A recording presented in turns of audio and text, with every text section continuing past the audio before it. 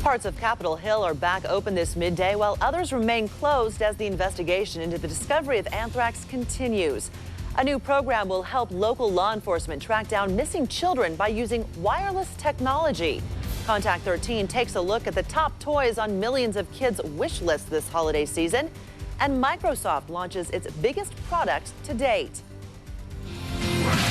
Now, with more complete coverage from across Southern Nevada and where you live, this is News 13 inside Las Vegas, live in midday. A section of a Senate office building is closed, and officials say it will remain that way indefinitely after the discovery of trace amounts of anthrax. It may seem like one step forward, two steps back in the anthrax investigations. Welcome to Midday. I'm Jena Anton. While authorities continue to trace anthrax in a Senate office building, two House buildings are finally back open. ABC's Lauren Rogers joins us live from Washington, D.C. with more complete coverage. There are more anthrax concerns here in Washington today. On Capitol Hill, traces of anthrax have been found at yet another location. And at the State Department, officials have just announced that a mailroom worker at a remote location in Virginia has tested positive for anthrax and is being hospitalized. President Bush today hoping to reassure children at a Washington area elementary school. As you all know, our nation is at war right now. We're going to defend America and defend the values that we all hold dear. Meanwhile, investigators on Capitol Hill now say anthrax has been discovered in another location inside the Hart Senate office building in a bank of freight elevators. The investigators have told me that this is a trace sample, which means we're determining how that sample came to be. We're following the course of the letter, but it was a smaller type sample.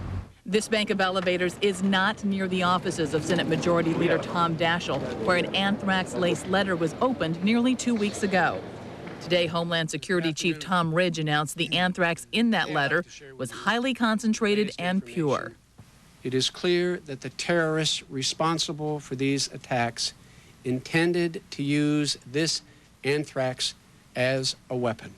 Meanwhile, scientists in government labs are working hard to try to determine the source of the anthrax samples. ABC News has learned the investigators are increasingly coming to believe that someone from a state-sponsored biological warfare program provided advice, or perhaps the anthrax itself. Now, only 3 nations have laboratories sophisticated enough to produce that kind of highly concentrated anthrax: the United States, the former Soviet Union, and Iraq. Live in Washington, I'm Lauren Rogers. Now back to you. All right, thank you, Lauren. Since the beginning of the anthrax scares, authorities have had to deal with a number of hoaxes. In Philadelphia, police arrested and charged 6 people for a hoax that shut down a Home Depot for 5 days. A former employee allegedly sent envelopes with white powder to the store. And in Michigan, 3 GM employees are facing charges after allegedly putting an envelope of baby powder on a truck on the assembly line. And a Chicago man says he was only kidding when he left an envelope filled with coffee creamer for his roommate. Police didn't think it was funny. Well, some good news for President Clinton this midday. The Secret Service says there's no link between the anthrax mailings and vials of salmonella sent to Clinton's office in New York. A spokesperson says the former president received several vials of the then unknown substance in early October. President Clinton did not handle the package and no one became sick. The Secret Service is investigating. In Afghanistan, the war on terrorism and the Taliban continues. Taliban gunners are opening fire on U.S. jets as they bomb the militant regime's front lines. The airstrikes set off huge fireballs and columns of black smoke along the lines north of Kabul. Taliban officials claim U.S. jets conducted more than 24 raids over the city of Mazar-e-Sharif, but Taliban lines are still holding. From the crime team, a Clark County teacher is in hot water accused of setting off a bomb near a police patrol car. Investigators say the bomb exploded in Overton back in July. 46-year-old Carl Walter Lee now faces 3 felony charges. Lee worked as a teacher for the Clark County School District for 11 years. Most recently, he was assigned to Marvin Sedway Middle School as a special education teacher. Parents of students can't believe the charges Lee's facing. It's crazy. You know, he could have took it to school. You never know what he planned on doing with it. You never know. Police say the homemade bomb did not significantly damage the officer's car. We're learning more about the investigation into the murder of casino boss Ted Binion. According to documents filed in federal court, the FBI got permission to wiretap people it believed may have been involved in Binion's death. Right now, Binion's girlfriend Sandra Murphy and her lover Rick Tabish are serving prison time for killing the horseshoe owner. Murphy's attorney says he'll use the wiretap information to ask a judge for a new trial for his client. A local business has stepped up to save missing children. Today, local police came together with a company by the name of Metro Call to announce the start of a program called Tracer. The name stands for Timely Response and Safe Expedient Recovery. News 13's Rob Piercy has more complete coverage from the newsroom. Now, Rob, this program may sound familiar to some people. No, true, Jenna. This program was originally started 3 years ago, but was later canceled because of a lack of money. Now, essentially, Tracer is a network of text pagers, much like the one you see right here, that are given out to police, media, and other private organizations. Now, when a child actually comes up missing, a page is immediately sent out, giving a description of what they look like. Metro Call happens to be the largest supplier of wireless messaging systems in the country. And when the company found out that the first Tracer program had failed, they decided to sponsor a new one to help recover missing children. The first 2 hours is very important. And with this system, it goes out within 60 seconds and people are notified of the program. And this system will also be very helpful in tracking down missing Alzheimer's patients. Both police and Metro Call say that if they can rescue just one missing person, it'll be worth all the time and effort they've put into this program, Jenna. Just takes one life to make it worth it. That's right. All right, thanks, Rob. Mayor Oscar Goodman is helping celebrate the grand opening of a huge new downtown project. It's a major step towards the revitalization of downtown Las Vegas. City Center Place is a brand new 6-story state-of-the-art office building, and it opens its doors today. It's located on South 4th Street at Lewis Avenue. The $23.3 million project is a milestone for downtown Las Vegas. The building features 104,000 square feet of office space and a 575-space public parking garage. Later this evening, Mayor Goodman will take to the stage at the House of Blues for a special event.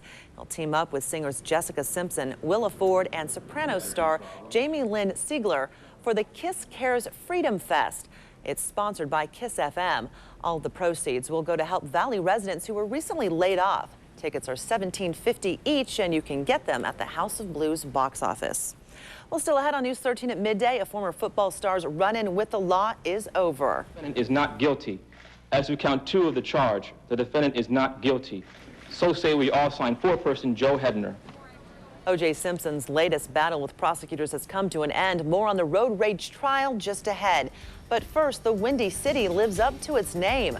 More complete coverage on the collapse of a Chicago building when midday returns.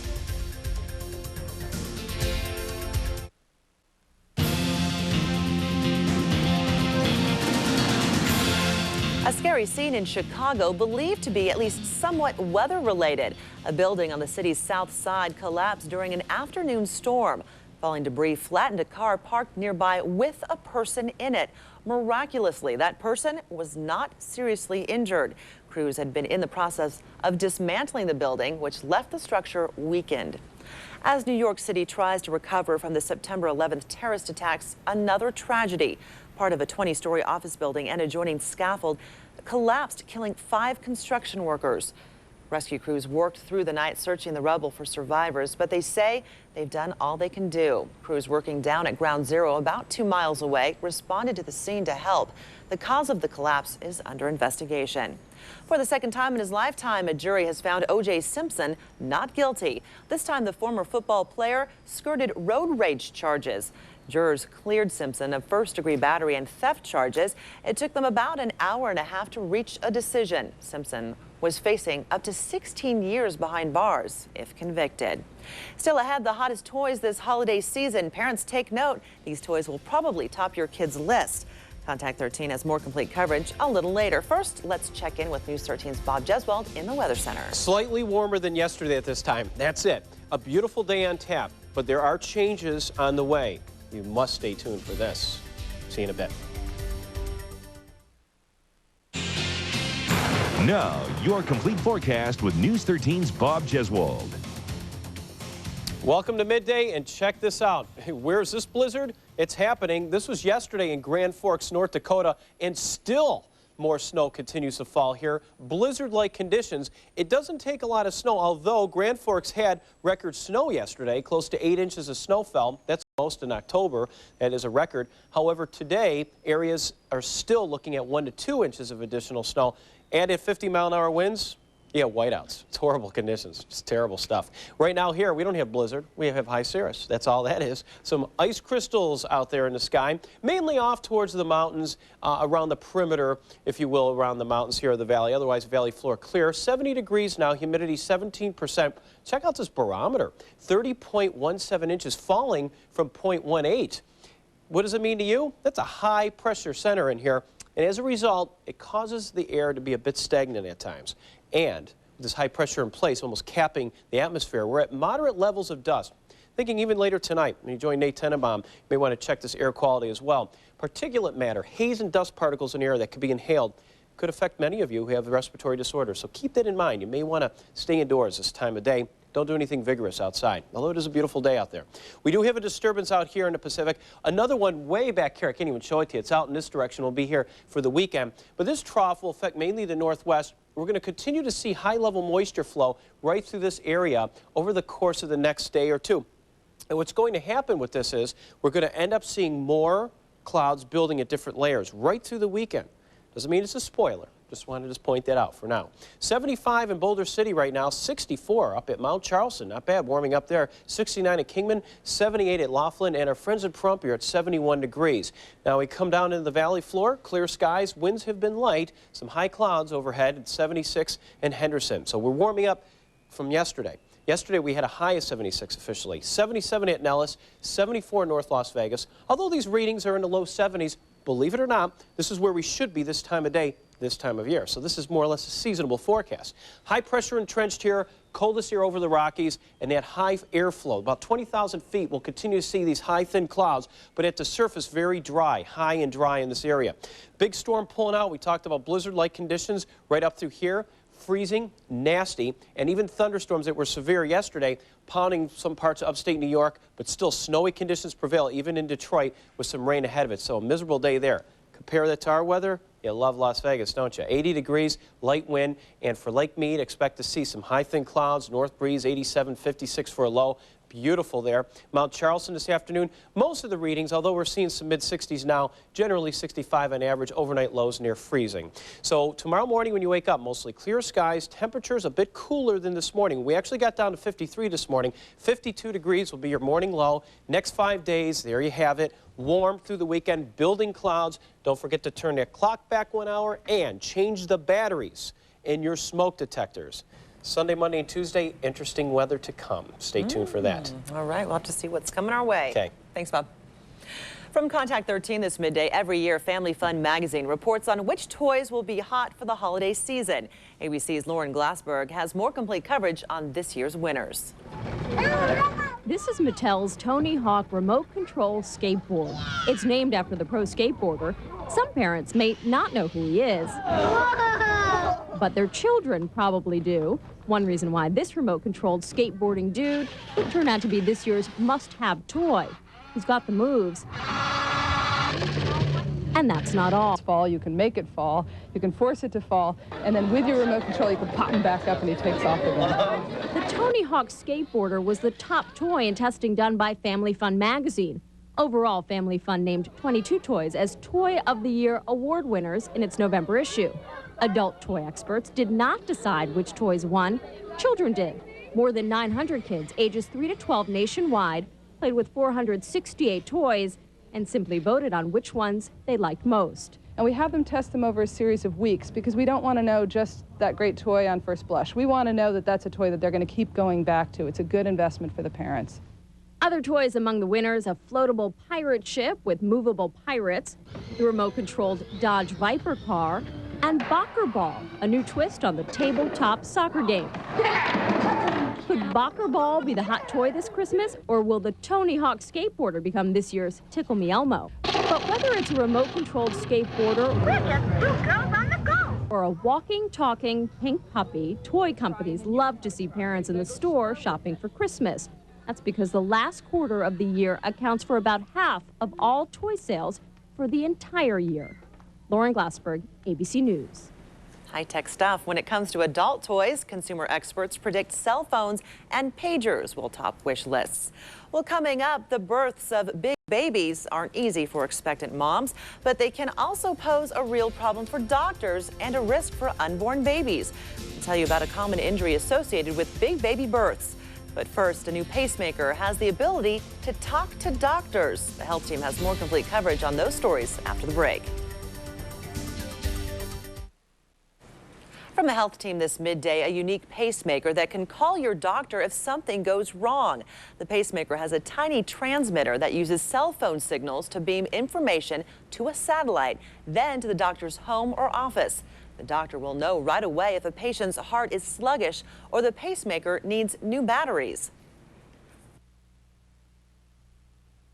The important feature is this antenna built into the plastic header of the pacemaker. I think this technology is going to open up the way we evaluate and treat patients with implantable devices. And we're looking at an explosion in the number of patients that have these devices. So far, only 2 hospitals nationwide have implanted the Biotronic home monitoring system in patients. Also from the health team this midday, a common injury can occur during the birth of large babies, and it can cost a child the use of an arm. But in Houston, doctors have the best success rate at reversing the injury. It happens when an infant's neck and shoulder are stretched too far apart during birth, damaging nerves called the brachial plexus. It happens in about 1 in every 1,000 births. Doctors say those nerves control muscles in the shoulder, arms, and hands. If any of those nerves are injured, you will lose movement and sometimes feeling. Doctors can perform a complex surgery where torn or damaged nerves are removed and replaced with nerves from the baby's leg. After surgery, infants must undergo physical therapy. Well, up next, he's calling it the most important piece of software in the world. And then again, he is Bill Gates. More complete coverage on the launch of Windows XP when midday returns. Coming up today on News 13 at 5, an update on the I-15 widening project. You're looking at a live picture from News 13's Stratacam. A lot of activity going on down there and some big changes in the coming weeks. Plus, a few weeks ago, vandals destroyed Opportunity Village's magical forest. Now, one group is coming together to help repair the damage. Join Kathy Ray and Sean Boyd for News 13 at 5 right after Oprah. Finally, this midday, it's a big day for Bill Gates and Microsoft. The software giant officially launched its latest product today. Gates calls Windows XP the most important piece of software in the world, and it costs about $100. But experts say it may prompt additional costs and require users to buy more memory and possibly even bigger hard drives. Well, I'll tell you something. Mine is too small. I got to get something bigger. I only have like 2 gigs. They so go out of need 5 gigs. They're out of date so soon. It's like you get new technology, it's old technology. That's about it. Bye-bye, everyone.